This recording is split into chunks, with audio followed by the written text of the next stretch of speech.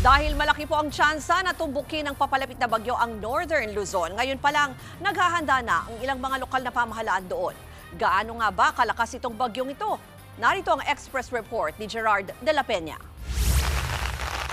Tropical Cyclone Wind Signal number 5 ang pinakamataas na wind signal na itataas ng pag-asa sa inaasahang pananalasa ng bagyong may international name na Fung Wong sa Northern Luzon sa susunod na linggo. Kaya naman si Nanay Lydia, ngayon pa lang nangangamba na, lalo pat nakatira sila sa Barangay City Camp, Baguio City, kung saan isa sa mga barangay na laging binabaha.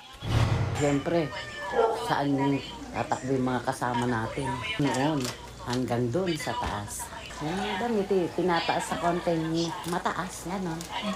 Gano'n ang paghahanda. Ayon sa pag-asa, bagamat malayo pa ito, inaasahang lalakas pa ito habang nasa karagatan. Itong binabantayan natin, possibly na pumasok siya sa ating Philippine Area of Responsibility by Saturday morning. And it will be named Uwan. No? Uwan. At ito ay lalakas at nakikita ng pag-asa na ito ay magiging malaking tsansa na maging super typhoon. Ang nakikita ng pag-asa ay mag-cross dito sa Northern Luzon. Kung mag-landfall na ito, magdadala ito ng higit 184 kilometers per hour na lakas ng hangin. Kasama rin talaga na cloud ban, yung mga cloud cluster na dala-dala nitong itong super typhoon o itong tropical cyclone na ating inaasahan na papasok sa Sabado. Kaya naman ang City Disaster Risk Reduction and Management Office ng Baguio City, naghahanda na ang posibleng maging bagsik nito.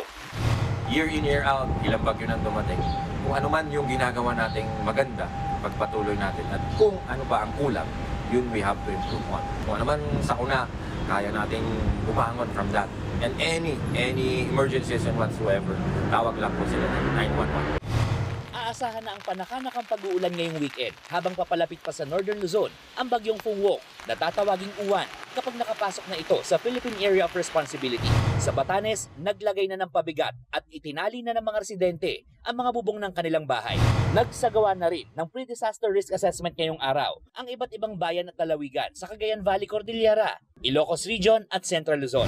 Nagpakawala na rin ng tubig ang Magat Dam ngayong araw dahil sa mga pag-uulang dulot ng shear line at extension ng Bagyong Tino nitong mga nakarang araw sa Isabela. Nagbabalita mula sa Frontline, Gerard de la Peña, News 5. Mga kapatid, Ruth Cabalco, para sa mabilis na pasada ng mga balitang dapat niyong malaman, mag-follow at mag-subscribe sa social media pages ng News 5.